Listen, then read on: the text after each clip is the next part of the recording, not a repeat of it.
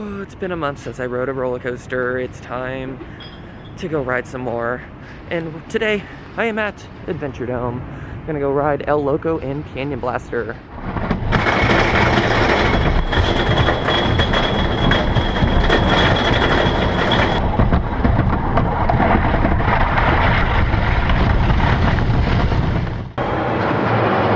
Oh yeah, one of the best aero coasters ever built.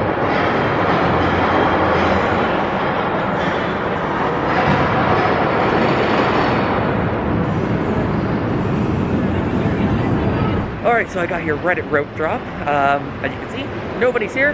Good thing for COVID, I guess. Scares people away from the parks, but I'm sure we'll be getting busy later. Anyway, I want to ride this thing again. I haven't ridden this in years, and it's one of my all-time favorite roller coasters. This drop is absolutely insane, because it goes from like 0 degrees to 90 degrees in like a 10-foot span. It's like absolutely insane. And just everything about this ride is done so phenomenally. It has airtime, hang time, laterals. It has everything. It's a great ride. Am I crazy enough for El Loco? I am. And not only that, I'm probably crazy enough to put it back in my top 10 because I love this ride and I can't remember how it is. Oh. Also, a little side note I want to add, morning rides are amazing, especially Zen rides, because the ride runs really slow and you get incredible hang time on that last inversion. So morning slow rides are the best.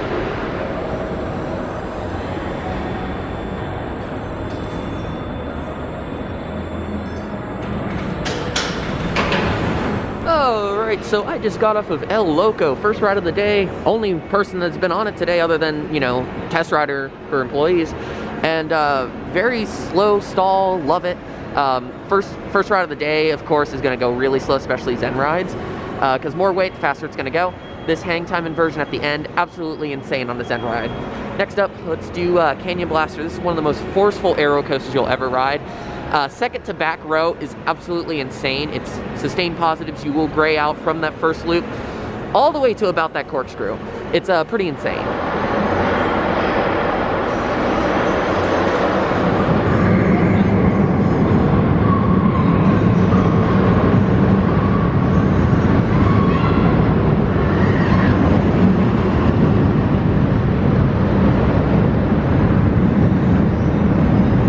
Okay, so I just got off of Canyon Blaster and another Zen ride front row. This thing kind of shuffles on empty trains, so I'm hoping more people show up later. Also, it will run faster, but even on a Zen ride, it was running like ridiculously fast because it's almost the same model as Carolina Cyclone, but it just runs so much better than Carolina Cyclone. Like, without a doubt, it's just way better. It's such a great ride. Some crazy positives. Airtime coming into this, the corkscrew's just full speed, and then the helix through the tunnels is just amazing. This park has two really good coasters. Definitely worth a trip to Vegas for. All right, after a ride on the 2 coasters, it's time to go do Chaos. It's one of the few remaining versions of this ride out there. This park's maintenance is incredible, and they've kept this thing running. Most parks have given up on it by now, but it's a really good ride. I really wish more of them were around. So let's go give it a ride. Alright, so I just took a ride on Chaos, and those are really fun, and they're kind of like top scans if they were actually fun. I mean, top scans can be fun if they have a good cycle, but this is a lot better, I think. I think Chaoses are a lot better. And I'm gonna go walk under this way, kind of do some nerd shots of El Loco, because you get a really good shot of this hang time inversion. Oh, it's so good. Alright, so I went ahead and rode both of the coasters again, and both are running really well. I just hope they'll put more weight in the train. I know Canyon Blaster, they're doing every other row, so you can't sit in the back of a car, which is fine with me, because back of cars usually suck on arrows because they don't have a lot of leg room. Totally fine with front of cars on everything. I don't know if they'll actually let me ride in the back. I don't know what their policy is right now. I just rode it twice in the front. For El Loco, it looks like they will fill up every row, but it doesn't seem like they will let me ride front row, as far as I can tell. I would assume it might be a weight issue, because the ride does, I know it's had issues with fouling and stalling, so they might not let you ride in the back by yourself. And I don't know if if you're alone, if they'll put anyone that's not in your group in that car with you. I'm not sure what they'll do. Anyway, I'm gonna go check out the flats in the front of the park.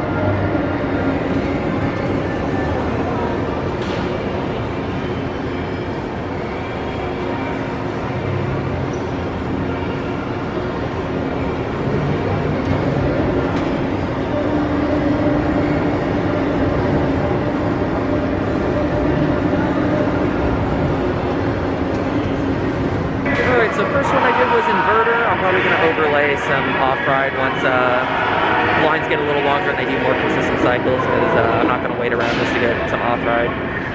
Anyway, I'm going to do Disco next. It's a Zemperla model. It's a very typical model. It doesn't have the hump in the middle like the one at Cedar Point.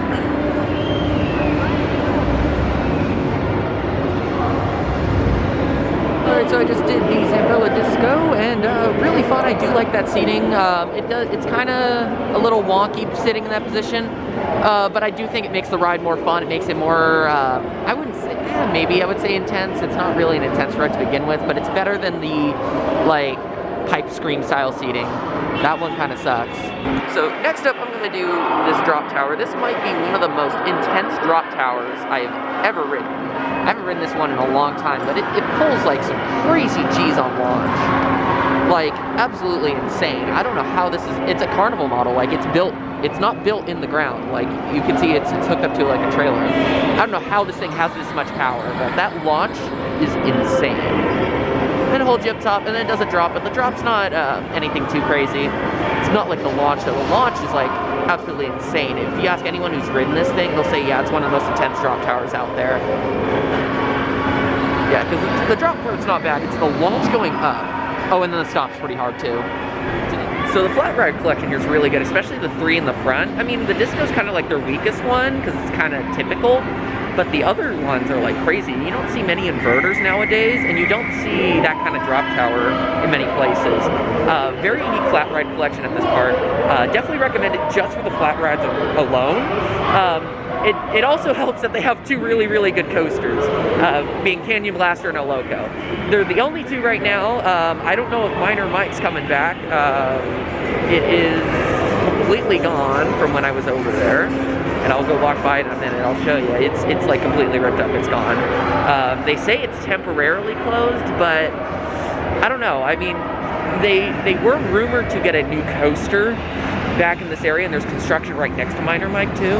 So maybe they might be actually removing it for that Chance coaster they were supposed to get, because Chance actually announced that Adventuredome was going to get a family coaster, like a full-size family coaster, like slightly bigger than like a Vekoma roller skater, and they never got it, and the park never announced it, but they might finally be getting it. But Chance announced it. Chance Rides announced it. So it wasn't like, I don't know if they leaked it on accident or like they weren't supposed to post it, but they posted it on their YouTube. I don't know if it's still up. If it is, I'll link it. But yeah, they were supposed to get a Chance coaster. As you can see, the Minor Mike's completely gone, and there's construction over here. So that has me believe that they might be putting in that family coaster finally. The park needs a third like coaster that's not an inverting, thrill coaster. So it would be a really good fit for the park. You can also see the old flume ride still in there. They used to have a shoot the chutes that went around the entire park. That got replaced with El Loco. And for good reason. It made the whole entire dome humid. So I'm kind of glad that that's gone. Because now, because it used to feel like an indoor water park in here. It was very humid. Now it feels like an actual park. It's not like overly humid. It's actually really nice climate inside now.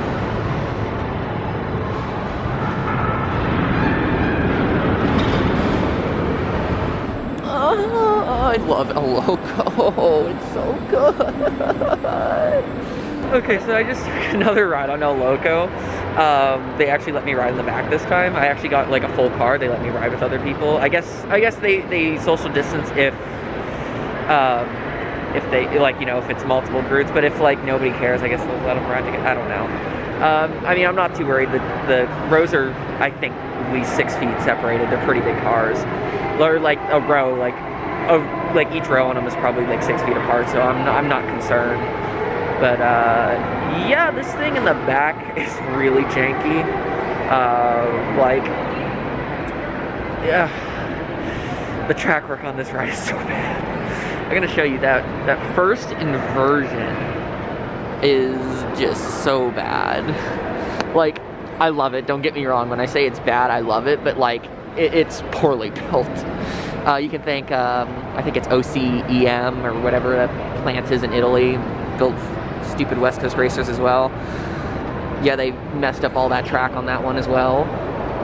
Same people who built Galore originally. So you can kind of see why the ride is a little janky. Because I guarantee you it's not the trains. It's not the trains. It is absolutely the track work on this ride. This is probably one of their worst examples of bad track. Or one of their best examples of how bad their track can get is El Loco right here. Because it's been rough. I rode it opening weekend. I was here for opening weekend, and it's been bad since that first inversion's been bad since day one. It's been janky as hell since day one. Like, to the point where I had a first to ride button, and I had it in my pocket, and it bent it in half on that first inversion. I have like a big bruise right now from sitting in the back row and janking really hard there. Like I said, I absolutely love this ride, and I think the jankiness somehow makes it better. But just be prepared, it's not a smooth ride. I wouldn't even say it's rough, it's just janky. And that's what I love about it, it just janks. I mean, the rest of the ride's pretty decently smooth, but that one inversion is so unbelievably janky. Like, I just love it. So I went ahead and rode El Loco and Canyon Blaster a couple more times. I'm going to try to talk over Canyon Blaster, easier said than done. It does have a loud anti-rollback system. I was able to get back row a couple times, and I found out with El Loco they're not doing social distancing like I thought they were doing. They are filling in every row. They're just not going to fill in a seat with a seat next to you if you're alone. Which I think is fine because the cars are very long, they're fine. I don't think there's going to be an issue with it. By the way, back row on this, much smoother than front row. And this drop is absolutely crazy. It feels like a B&M Hypercoaster drop. I mean, obviously a lot shorter. But then it's got these crazy vertical loops that, you know, I think if it had a full train, you know, I'd be graying out throughout the entire thing. But right now, it's running decent. It's running decent. I think by the end of the day, I might start graying out on it. Just these tunnels though, oh, so good, because it goes through the laser tag arena, so there's all like neon lights in there. It looks so cool. Such a cool ride. I love this coaster. Alright, so for now it looks like El Loco and Canyon Blaster Marathon's gone, because it's got a line now. Yeah, I think people actually start moving from the front of the park, because a lot of people hang out in the front of the park for the day, even though it's not a big place.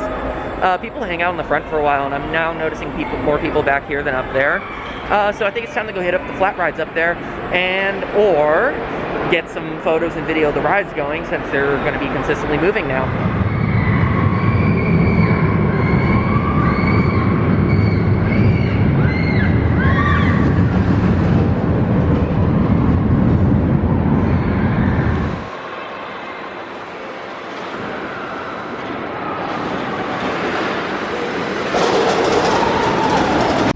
So that'll conclude for me for at least the day portion of the park. I'm going to try to go back there tonight, since they're now open until midnight. They were only supposed to be open until 6.